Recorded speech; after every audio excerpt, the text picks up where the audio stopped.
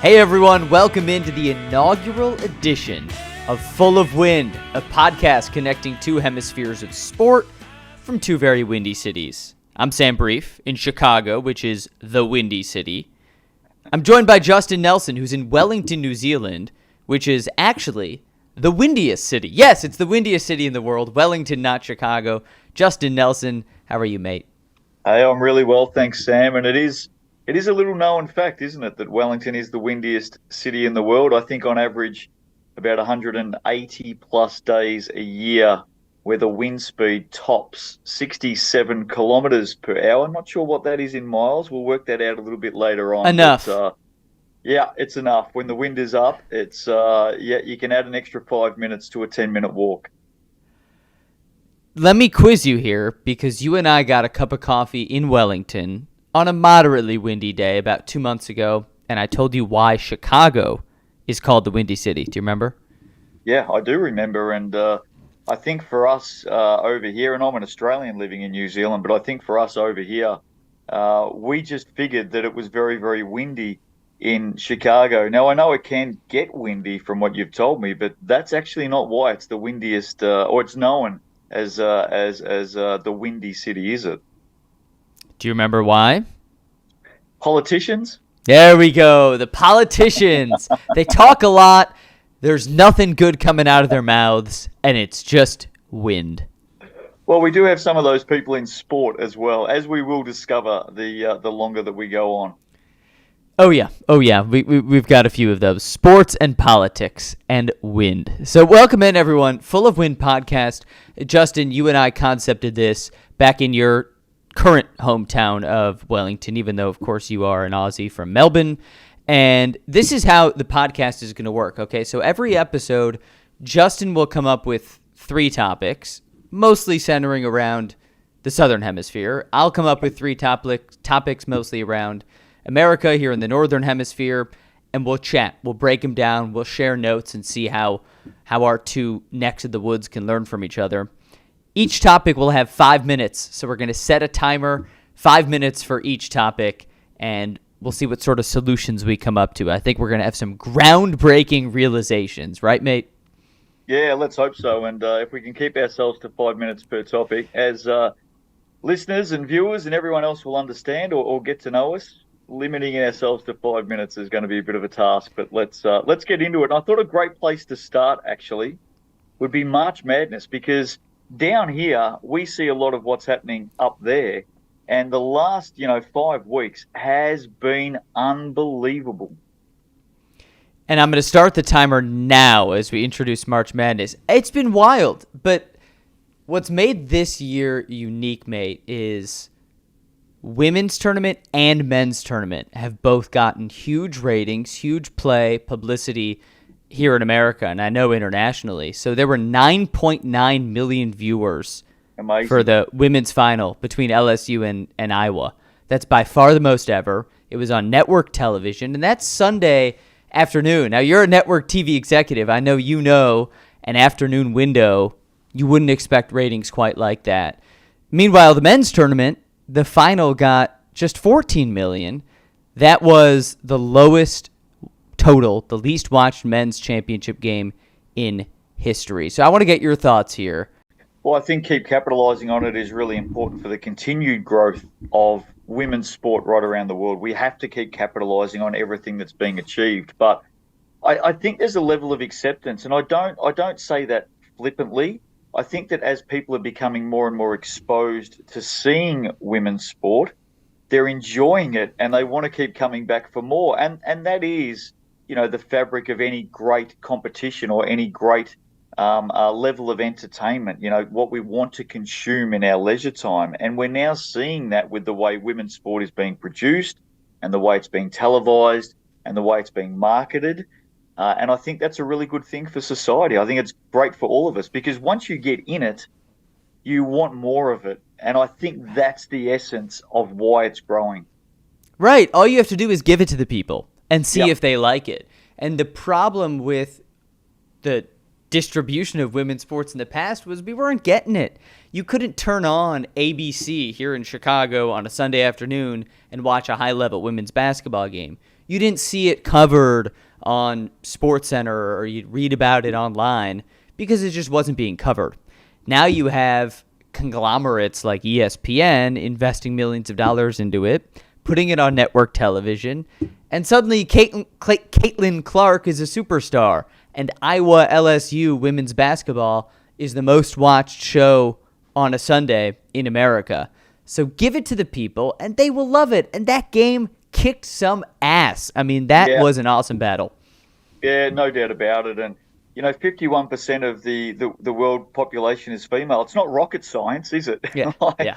It's out there, and the more that we can do, and as you know, I work for Sky Sport here in New Zealand, the more that we can do to bring that to the people are jumping on board, and they're jumping on board in big numbers. And this isn't isolated. I mean, that's the key message here.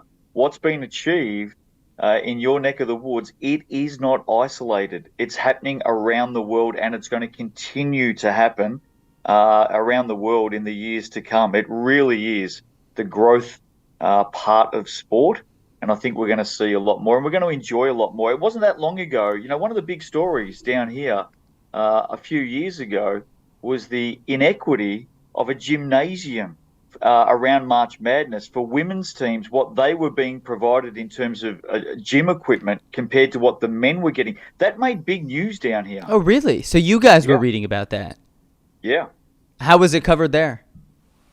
Well, I think it was covered as being the inequity that it was. The fact that it was going viral, what the female athletes were being provided with in terms of facilities, the way that they can build and prepare to go out there and battle compared to what the men were getting. And it made front page news down here in Australia and New Zealand. It was a big topic at the time. We got 1 minute left. Here's my question for you.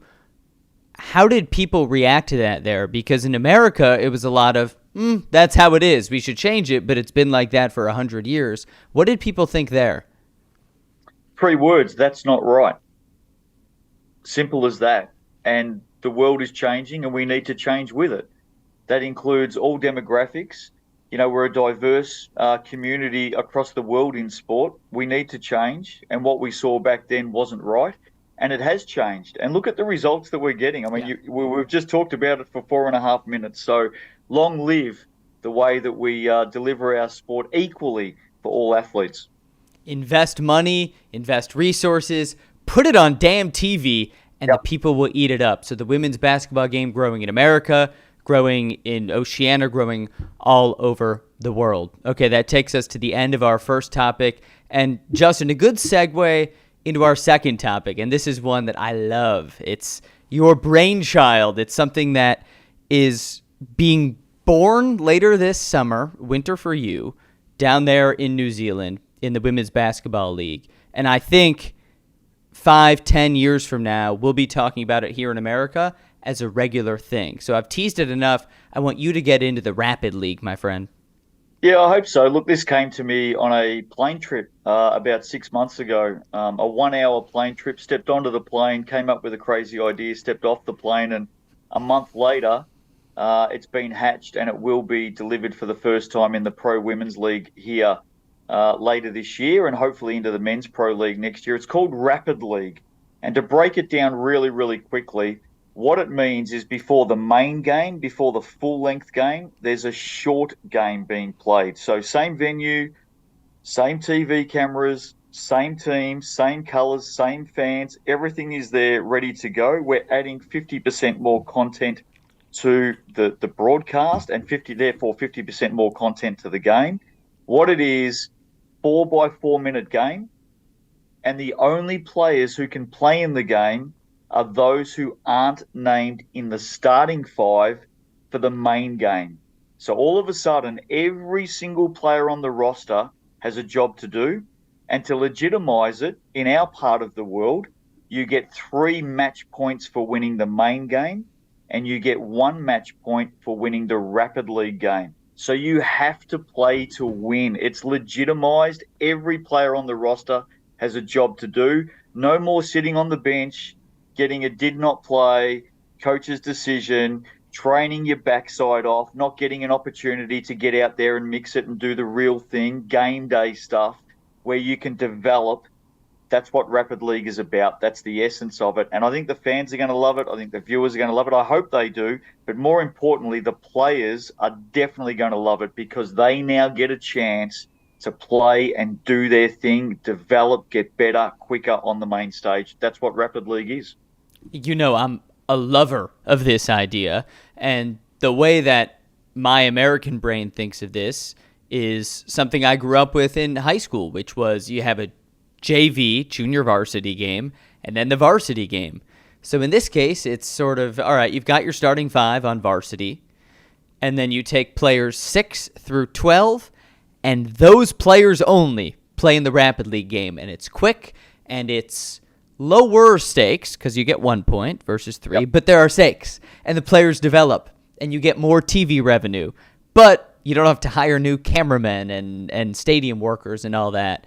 I really, really like the idea. It's going to start in July, correct? Yeah, it is. Starts with the Pro Women's League here in New Zealand in July. Plan is to take it into the men in 2024. There's already some movement out of Australia. They're looking at it, the leagues over there. They've heard about it, they've read about it, and they want to know more. It definitely has the potential to take off in other parts of the world. I'm glad that it's been innovated here for the first time in New Zealand. New Zealand is a fairly innovative country. I'm glad that we're putting it out there on court to have a look at it. We may tweak it a little bit once we learn a little bit more, but you get the essence of what it's about. I wouldn't be a good podcast partner for you if I just blindly agreed with everything you said. So let me offer you a challenge here with a minute 20 left. What's going to stop me as a coach in the league from taking my star player and saying, all right, she's going to sit on the bench. She's going to play in the Rapid League game and kick ass and win the game for us. And then she'll come off the bench after 1 minute. Yeah. Yeah, look, nothing at all. And that's going to be I guess, the thing that we look at this year in terms of how teams adapt, what coaches do, what players do. And then we can tweak it to then go on and look at whether something needs to change. Having said that, do coaches want to risk their star player by playing in that game? Are they going to end up playing them more minutes and then need them for greater minutes in the main game as well? So these are the things that are going to have to be looked at and thought about by coaches. They push the boundaries. We know that. That's the essence of sport. We're giving ourselves a season of this new concept, which everyone has really embraced and taken to here. They're excited by it. And then if we need to tweak stuff, we'll obviously tweak some things. Last thing here with 20 on the clock. We talk so much, and you have too, about what the world can learn from the U.S. in every context in sport. But I think the U.S. can learn a lot from the rest of the world, and your corner down in New Zealand certainly leading the way with something like this. So that'll do it for the Rapid League. Obviously, we'll have many updates. Let's transition to our next topic.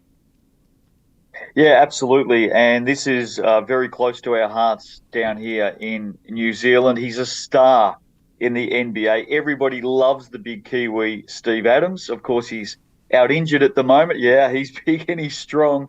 And he's a really funny character too. And let me just preface this by saying Steven Adams represents New Zealand every single time he steps out on court in the NBA. I'm not for one moment suggesting that he doesn't represent New Zealand. He does. He's a proud Kiwi. He flies the flag. He loves his home nation. He loves his people, and he represents them every time he plays. What he needs to do now is play for the national team. World Cup this year, New Zealand has qualified. It would absolutely elevate the game, and it's already big here. Basketball is already huge in New Zealand. It would elevate the game to a whole new level once Steve Adams steps out in a black singlet playing for his national team. And I want to see it happen this year at the World Cup. Now, he didn't do it in 2019. Has never done it. Yeah, what was the reception? I mean, what do people think of the fact that he won't put New Zealand across his chest in these FIBA events? I think there's some of us who respect it because he's earning a lot of money. He's playing in the greatest league, the biggest league in the world. And while he can do that and perform at a high level and get paid to do it, I'm respectful of that. I totally get it. I want him to go and earn as much money as he can from his career so he can set himself and his family and his friends up for life post that. Anything he wants to invest in and do and live a great life. So I'm okay with that. But the time has come. He's 29 years of age. The World Cup's only come around every so often. I think he wants to play for New Zealand. I think it's time for him to play for New Zealand. And I know this country will go crazy if he steps out in that black singlet. Merchandise sales, singlets everywhere around the country, little kids running around aspiring to be Steve Adams, boys and girls. I've got no doubt that this is the moment for him, and I hope he decides to play for his national team.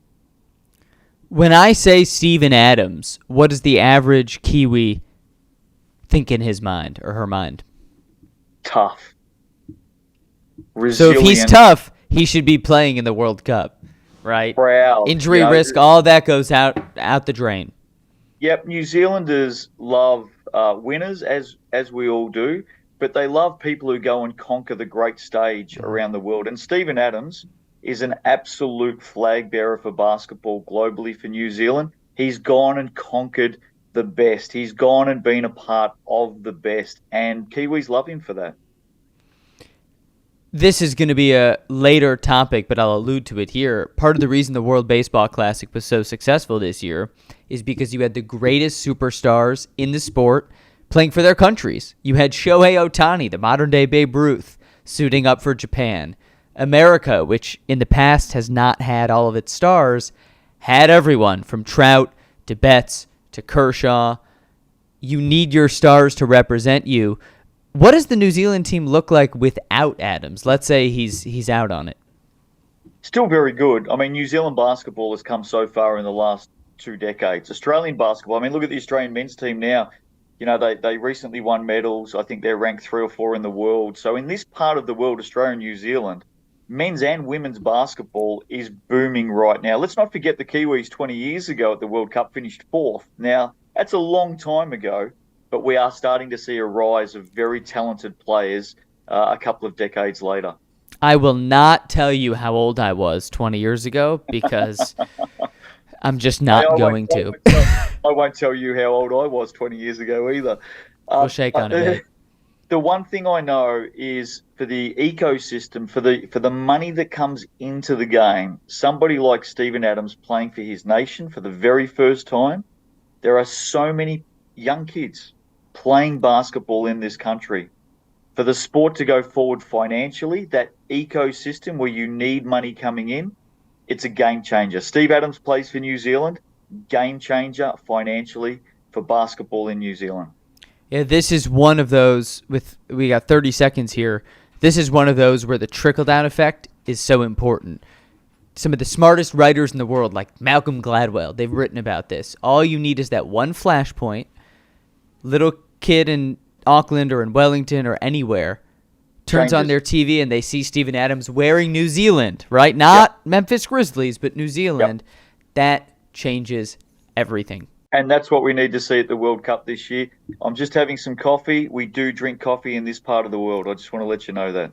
What'd you tell me when I went to Wellington? The most cafes per capita of any city in the world, or more than New York? Yeah, by head of per capita, more cafes and restaurants than New York City. Amazing.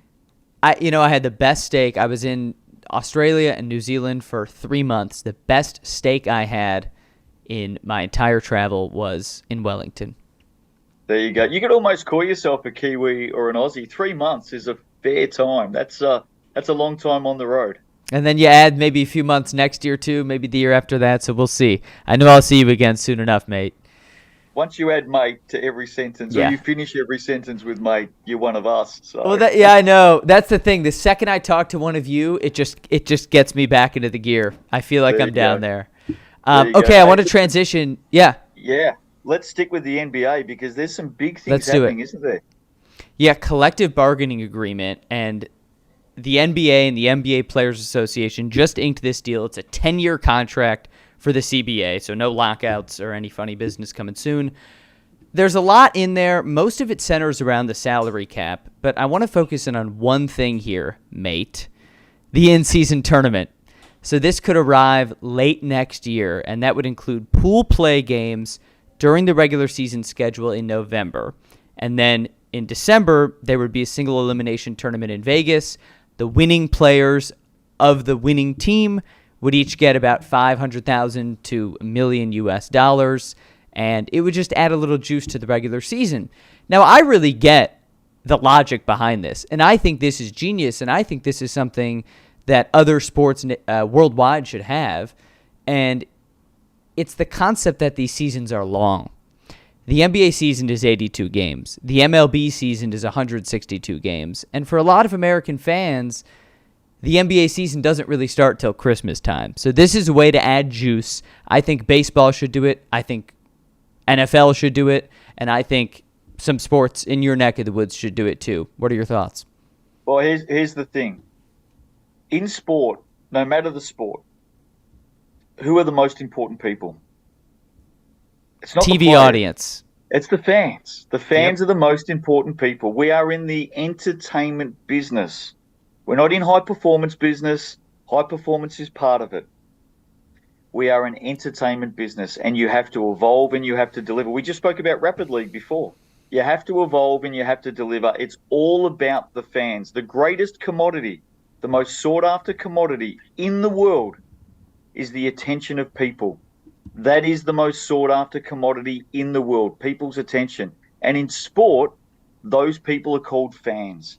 Leagues around the world, sports around the world, competitions around the world need to start thinking about, if they don't already do it, drafts, player trades, buy and sell. If it's in-season tournaments, absolutely 100% love it. We need to keep moving in this direction because this is what the fans want. Fans get bored too. That's the thing you have to adjust to. Quickly. More than ever now. I mean, my generation, the millennials, the crazy millennials, we lose our attention span like that. Yeah. So an NBA game in the middle of November where you have two teams that aren't going to make the playoffs, maybe there's not too much star power, you need to find an artificial way to add juice. Now, for some people, they pick up their phone, they dial up their bookie, and they put some money on the game. But some people don't like to do that. So knowing that the players have money on the line, in this case $500,000, knowing that there's a trophy to be hoisted at the end of December in Vegas in an in-season tournament, that adds juice. You need to add juice and squeeze it. And squeeze it. And squeeze it.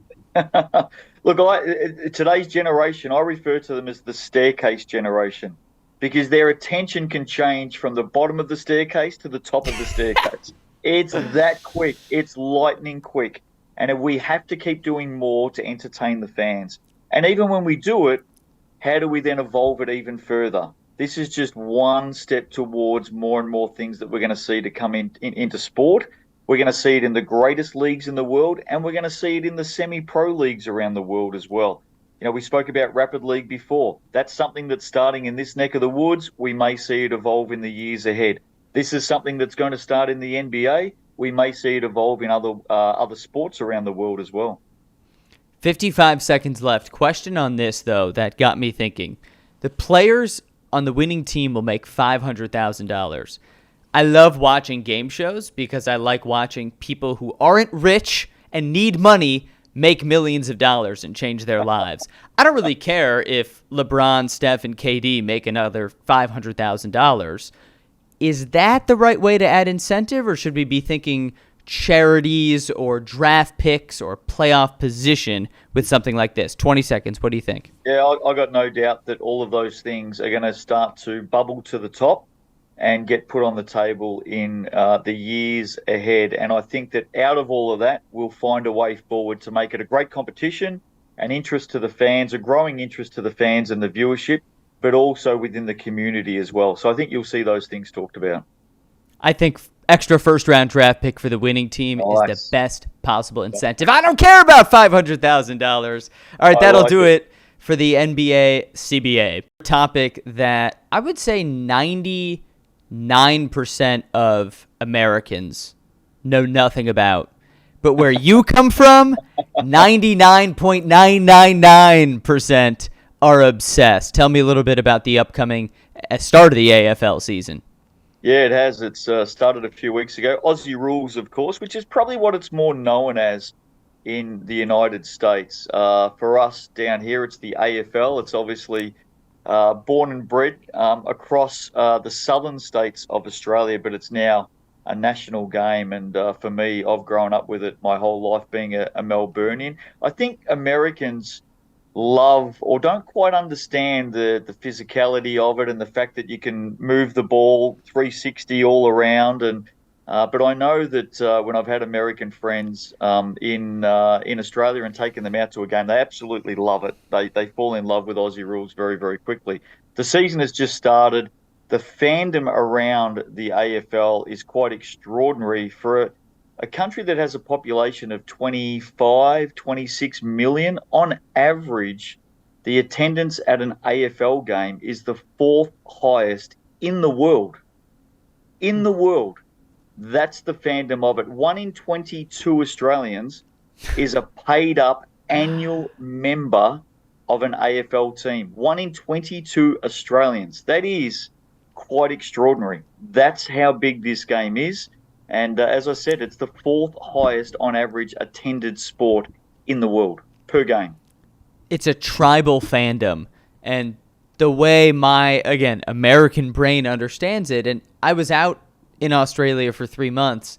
Unfortunately, it wasn't during the AFL season, so I didn't go to a game. But I talked to a lot of people like you. I learned a lot about the culture around it. For me, it feels the most like college football in the South. Because on a Saturday morning, if you're in Alabama or Mississippi or Tennessee or Texas, around that number, 1 in 22, maybe more in some places, are going to a college football game or tailgating to a college football game. Your team defines you. You're born into it. It's the same there, right? Yeah, it is. You're born into the colours, you're born into the team, and that's what you carry with you for life. And hopefully, for your forefathers, for your grandparents and your parents, they hope that you pass it on to your children as well. So it continues down the family line. And as soon as a family member steps out and goes for another team, it's a very hot topic of conversation amongst the family when you get together at Christmas time. Trust me, you don't want to be the odd one out supporting another team because there's a lot of banter and you definitely cop it from those around the Christmas table. What I know about AFL right now is it is a sport that is just growing at an alarming rate. So participation, they started AFL Women about 7 years ago in a city like Melbourne, just as one example. 10 years ago, across the whole city, there was about 50 girls/women's teams playing AFL. Now, over 2,500. 2,500. Like, that is an amazing change to how many young girls and women are now playing the game. So AFL Women, 7 years old, has become a very big thing. We spoke about women's sport a little bit earlier on.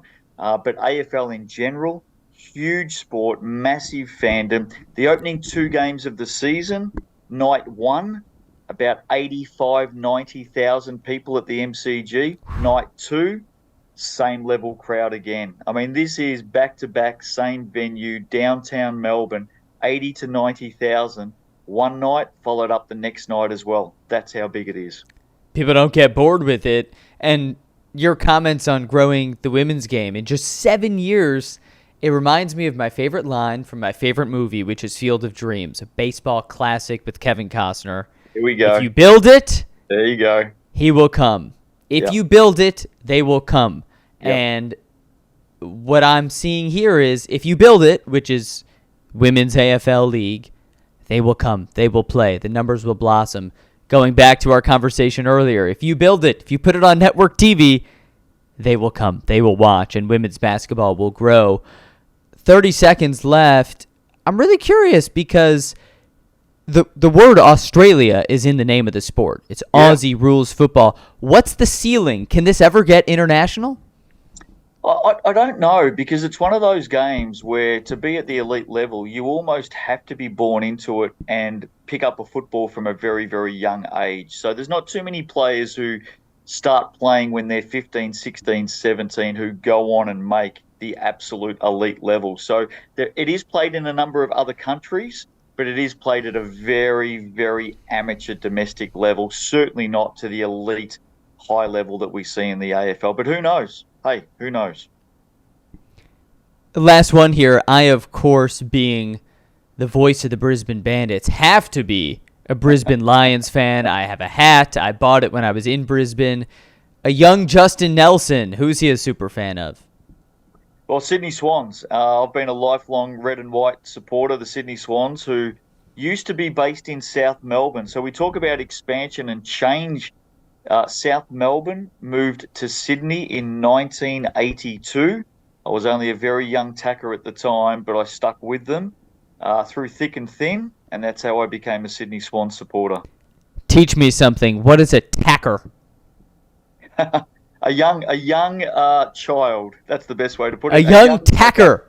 A whippersnapper. I love it. A whippersnapper. Hey, by the way, tell me about this top. Yeah, well, this is the Tottenham Hotspurs. If you follow the Premier League, of course, I've just recently been over in London for a conference, and the conference was held at the new Hotspurs Stadium. And if you haven't seen or heard about the Hotspurs Stadium, in fact, I'll tell you what, the Jacksonville Jaguars have heard about Hotspurs Stadium. It's become their second home. It is an amazing facility, incredible stadium. Creature comforts for fans are next level. I loved it. Got to walk around it and have a look. And for the NFL, they have a huge setup. They've got their own changing room there, their own media facility, an amazing setup for the NFL, who play, I think, 2 games a year there, and they literally have their own home within Hotspur Stadium. It's incredible. Yeah, you just got back from that trip where you went New York, London, Melbourne, and then Wellington. I think you're one of the only people on Earth who's been in America, the UK, and Oceania all in the last few weeks. So you got a lot of mileage on you. Meanwhile, I've just been sitting here in Chicago. Never been to that stadium, though, Justin. I mean, you sent me some of the pictures over WhatsApp. It looks like a gem. Yeah, it is. And, I'd encourage anyone, if you do get to go to London, make sure you go out and see a Premier League facility. There's some big ones. There's some old ones. There's some traditional ones. There's some futuristic ones. There's a really good mix. But if you are in London, there's a number of them to go out and have a look at, and you'll really enjoy it. I mean, one thing about these stadiums over there is the way that the game has evolved over the years and the fact that there's not a lot of land available. These big, bold, bright new stadiums are being built right in the middle of suburbia. Quite amazing to see. And here in Chicago, that's what the Chicago Bears are getting set to do.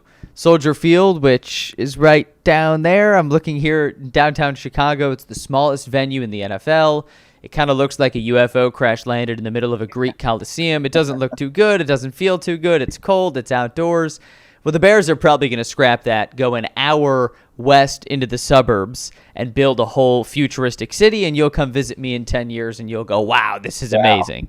But right now, love not a good so much. stadium. Love a good stadium. They're well worth seeing. Hey, speaking of baseball, it's a great segue, or we want to get into baseball, because the World Baseball Championships have been run and won. You're a big baseball aficionado. What were your thoughts? Well, this really felt like a turning point for baseball on the global stage. I mean, this is a sport that has so long been branded as America's pastime. And sort of like we talk about with Aussie Rules football, you're capping your growth when you're branding yourself as America's pastime. And more baseball is becoming a global game. It's played in 137 countries nationwide. We just saw the Australian team come 1 run away against Cuba from making it into the semis in Miami. We saw a classic final between Japan and the U.S. featuring Shohei Ohtani, the modern-day Babe Ruth, striking out Mike Trout, who's one of the best the game has ever seen. 2 teammates going at it on the international stage. That felt about as good as it can get. But we can get better. The World Baseball Classic needs to be that flashpoint to get baseball to be a global game. So I'm curious for your thoughts, being from somewhere where it's not your pastime, it's not something you grow up with. What's the perception of baseball down there in terms of a global game? I love baseball. I want to put that on the table to start off with. I really like the game, and every time I get the chance to come to the States, I like getting out and seeing a game. I've seen games in Los Angeles, San Francisco, Boston, Anaheim. I really love getting out there and seeing a game. But if I'm talking about the general population in Australia and New Zealand, although there are pockets where people play the game, and there have been some good players to come from this part of the world as well, but the general population would view baseball as being boring. That's the best way that I could put it. Now, there's one change that I would make to the game, even if it was only in this part of the world, because there is a semi-professional competition here. Of course, you've been a part of it in the last 6 months. Professional. Yeah, well, professional, yeah. I mean, there's some good money, yeah. So ABL, there's one change that I would make, and I think that if they looked at making this change, it would attract a whole new level of fan, especially young fans. I would break down every game day, so every 9 inning game, I would break it down into 3 by 3 innings. So if I go there as a fan, I get to see 3 games in one game. So if my team loses the first 3 innings, I've got a chance in the second and I've got a chance in the third. I go away and feel like I've seen a mini game, a mini series within one game.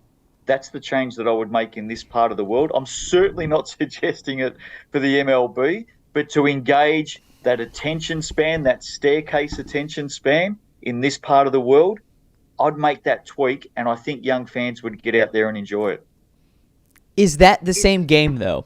Because it feels to me like borderline between a revolutionary concept that takes it to the next level and skirts the staircase attention span and actually changing the game. Because a part of growing baseball is also sending some of the homegrown American players who really know what they're doing and have developed in the game and sending them into places like Australia. I mean, I had plenty of Americans with me in Brisbane and all over the ABL. Would they still come if they perceived it as kind of a gimmick? I'm not 100% sure. I think that's a really good question. But what I do know is if you're going to grow a game in parts of the world where it needs to grow, you need to adapt. And the hardest part of change is change itself. Baseball is a sport. You talked about it as the pastime, the traditional pastime. And I think that there's still a real fascination with the way in which we've grown up, or certainly Americans have grown up with the game. And it's hard letting go. It's hard changing. It's hard adapting. I understand and I get all of that. But if you want to grow a game, especially in other parts of the world where it may not be a traditional or a tier one sport, you need to look at how you can adapt it to encourage and embrace and bring in those new fans. And I think in this part of the world, gimmick, yes, tweak, yes, however you look at it, it needs something in order to move up those tiers, especially when you're competing against AFL and all those other sports. You need to do something different. So, look, I'm not suggesting for 1 second in your neck of the woods, I wouldn't touch it. But out here, it needs to do something a little bit different and a little bit revolutionary. Last point for me here would be I'm not fully off of that. I think it has potential. A potential starting point, though, would be just looking at the extra innings. A pitch clock that we've established here in the States and have gotten games to even under 2 hours. I mean, there was a Marlins game, hour 57 minutes, lightning quick. Once you get into extra innings, let's just do a damn home run derby. Come on now, just do a home run derby. I don't care if you live in New Zealand, China, Fiji, or frickin' Michigan. A home run derby to settle a game, that's electric. So that's what I want, Justin. That's what I want. Either that or get the manager from each team, get them starting on home plate, and get them to run around all the bases. And the first they win. How about that? Oh, no. Oh, it would be so sad to watch. Have you seen some of these American managers? I have. Oh, Lordy. All right, that's the end of our baseball segment and the end of our first round of topics on Full of Wind. I don't know about you, but that gust of wind really woke me up. Yeah, definitely. And, hey, if anyone's got any topics that they want to throw out there as well, let us know. I think one of the great things that we'll continue to talk about on Full of Wind is just the differences around sport, entertainment, fans, viewership between the North and the South. There's a lot to talk about, and I'm looking forward to it. To those of you who are listening right now, please hit us up on Twitter. We'll certainly include links in the bio for this show. But hit me up, Sam. Hit Justin up with some questions, and we'll make sure we get them answered on the next Full of Wind. But I look forward to learning from you, and I look forward to teaching you a thing or two. Good on you, mate. Thanks, mate. All right, folks, that's been the first episode of Full of Wind, the podcast that connects the Northern and the Southern Hemisphere from two very windy cities. Justin Nelson, I'll talk to you soon. See you, Sam.